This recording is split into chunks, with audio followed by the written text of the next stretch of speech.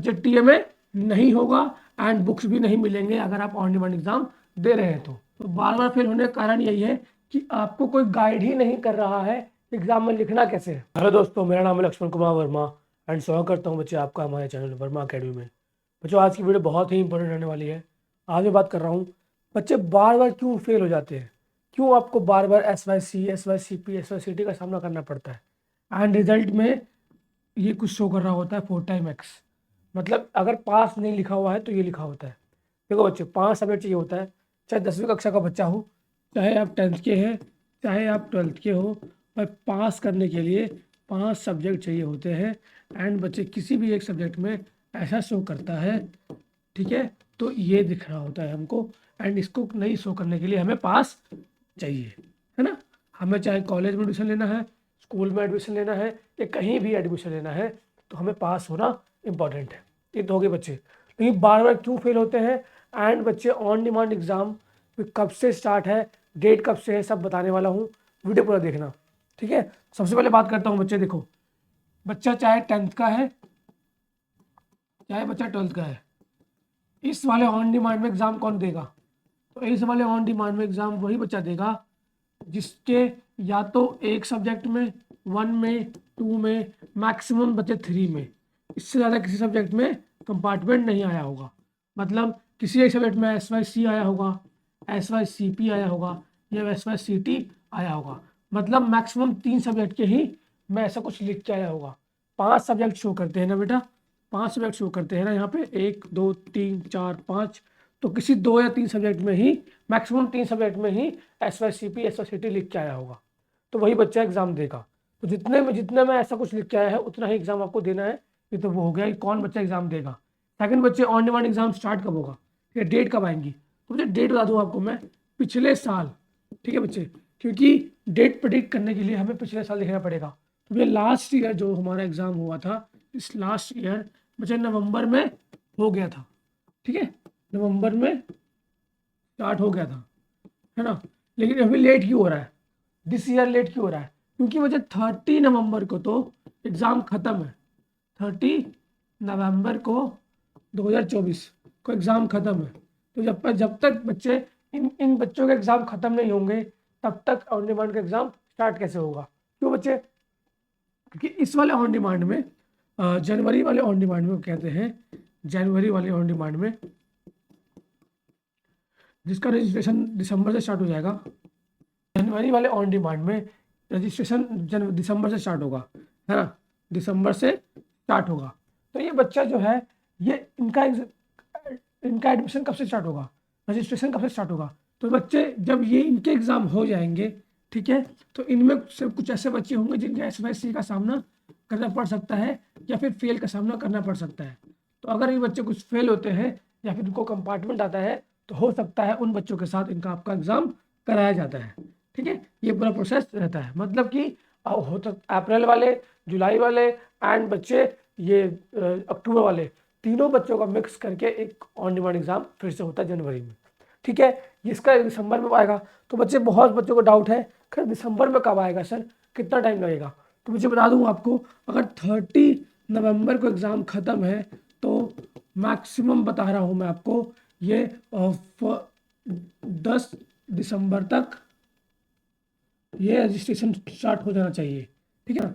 10 दिसंबर तक registration start हो जाएगा। अब 10 दिसंबर क्यों भाई, ये डेट इंपॉर्टेंट क्यों है? क्योंकि बच्चे इसके बीच में कुछ टोटल 10 दिनों का गैप है ना। और 10 दिन के गैप होने के कारण, क्योंकि जब तक अक्टूबर का रिजल्ट नहीं आता है तब तक ऑन डिमांड एग्ज़ाम स्टार्ट होंगे नहीं, याद रखना, जब तक अक्टूबर का रिजल्ट नहीं आता है ऑन डिमांड एग्ज़ाम स्टार्ट नहीं होगा।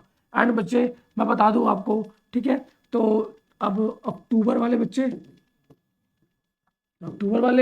एंड जुलाई वाले जो ऑन डिमांड दिए थे वो, ठीक है, ये दोनों बच्चों का एग्ज़ाम साथ में कराया जाएगा, ठीक है, साथ में टुगेदर, ठीक है ना।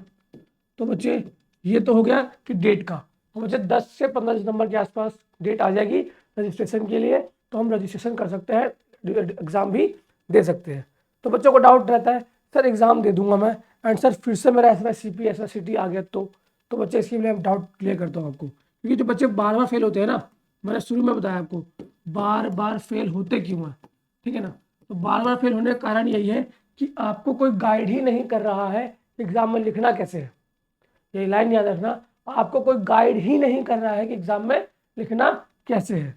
भाई अब मान लो एग्जाम दे रहे हैं आप, ठीक है बच्चे, अगर एग्जाम दे रहे हो तो भाई अगर ऑन डिमांड का दे रहे हो तो कितना सिलेबस आता है, तो ऑन याद रखना, ऑन डिमांड में बच्चे, ऑन डिमांड एग्जाम में, ठीक है, जो क्या होता है ऑन डिमांड एग्जाम में बच्चे पूरा 100% सिलेबस आता है। ऑन डिमांड एग्जाम में 100% सिलेबस आता है, मतलब कि जो आपने सिलेबस देखा है जहाँ 40% लिखा होता है एंड 60% लिखा होता है, वो दोनों ही पार्ट आ रहे होते हैं। मतलब कि यहाँ पे 40% होता है टीएमए, है ना। और बच्चे मैं बता दूं आपको, अगर आप ऑन डिमांड एग्जाम देने वाले हो तो टीएमए सबमिट नहीं करना होता है। एंड एक और इम्पोर्टेंट बात बच्चे, ऑन डिमांड एग्जाम दे रहे हो तो टीएमए सबमिट भी नहीं देना होता। लिख देता हूँ आपके लिए मैं, ऑन डिमांड एग्जाम देने वाले बच्चों को टीएमए नहीं देना होता, ठीक है, फर्स्ट पॉइंट। सेकंड पॉइंट बच्चे, बुक भी नहीं मिलेगी आपको, एनआईओएस आपको बुक्स नहीं सेंड करेंगे।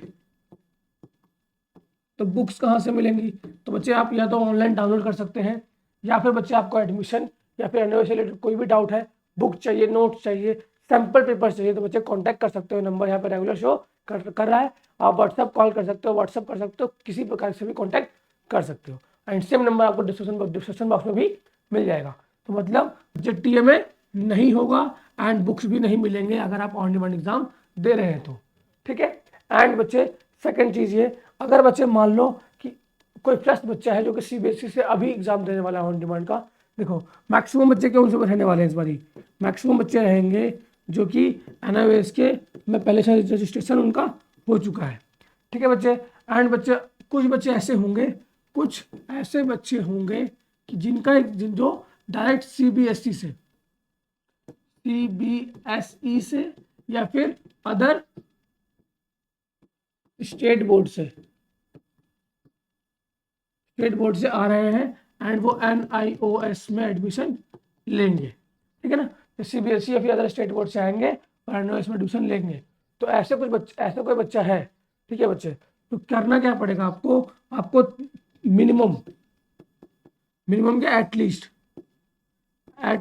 बच्चे आपको 3 सब्जेक्ट के एग्जाम देने पड़ेंगे, चाहे पिछली बार 1 कंपार्टमेंट आया हो, चाहे 2 कंपार्टमेंट आया हो, चाहे 3 कंपार्टमेंट आया हो। एंड बच्चे 2 सब्जेक्ट का टीओसी हो जाएगा। टीओसी मतलब ट्रांसफर ऑफ क्रेडिट, मतलब ट्रांसफर ऑफ मार्क्स, मतलब पुराने सीबीएसई वाला certificate, Jammu Kashmir certificate, Bihar board का सर्टिफिकेट, यूपी बोर्ड का सर्टिफिकेट, कर्नाटका बोर्ड का सर्टिफिकेट क्या होगा, उनमें से किसी 2 सब्जेक्ट में जिसमें आप पास होंगे उसके मार्क्स को एनआईओएस में ट्रांसफर कर दिया जाएगा। एंड बच्चे कैसे करना है, कॉन्टैक्ट करना है तो बच्चे मुझे कॉन्टैक्ट कर लो, पूरी हेल्प मैं कर दूंगा, कोई दिक्कत वाली बात नहीं है, कुछ भी आपको डाउट है तो पूछ सकते हैं, ठीक है। तो ये पूरा प्रोसेस रहता है बच्चे कि अगर आप सीबीएसई बोर्ड के हैं, 10 स्टेट बोर्ड के हैं, तो आपको मिनिमम 3 एग्जाम देना पड़ेगा एंड 2 सब्जेक्ट का टीओसी हो जाएगा, ठीक है बच्चे। तो मैं आपको बता दिया टीओसी भी क्या होता है। एंड आपको आप चलो टीओसी एक्सप्लेन और कर देते हैं बच्चे। टीओसी का मतलब होता है transfer of credit, simply transfer of credit. तो आप सोच रहे होंगे कि तो फुल फॉर्म बता दिया, नहीं बच्चे, तो डायरेक्टली बोल दो मार्क्स का ट्रांसफर, मार्क्स का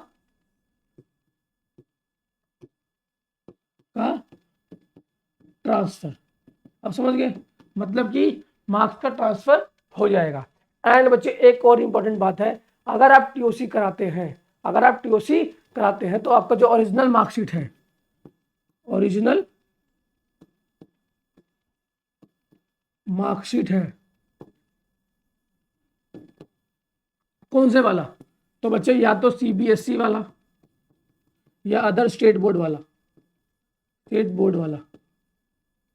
तो क्या करना होता है बच्चे, या तो सीबीएसई बोर्ड वाला या फिर अदर स्टेट बोर्ड वाले बच्चे, आपको जो ओरिजिनल मार्कशीट है इसमें फेल लिखा हुआ है, जो कंपार्टमेंट लिखा है, वो आपको एनआईओएस के हेडक्वार्टर भेजना होता है। कहाँ भेजना होता है, एनआईओएस हेडक्वार्टर में, ठीक है ना। एनआईओएस हेडक्वार्टर में आपको भेजना होता है बाय पोस्ट, ठीक है बच्चे।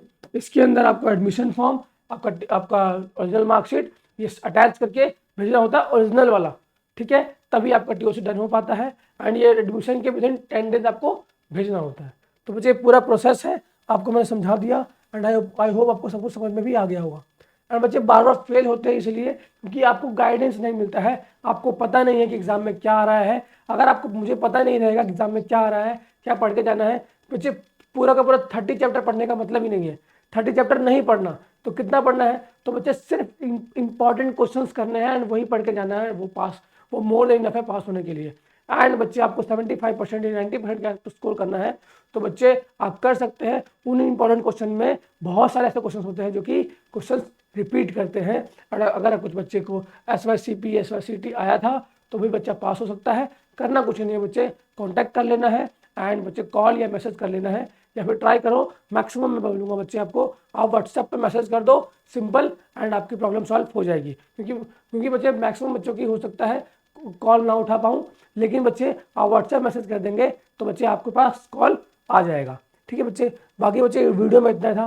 वीडियो को कुछ भी अच्छा लगा हो वीडियो को लाइक करना, चैनल को सब्सक्राइब करना।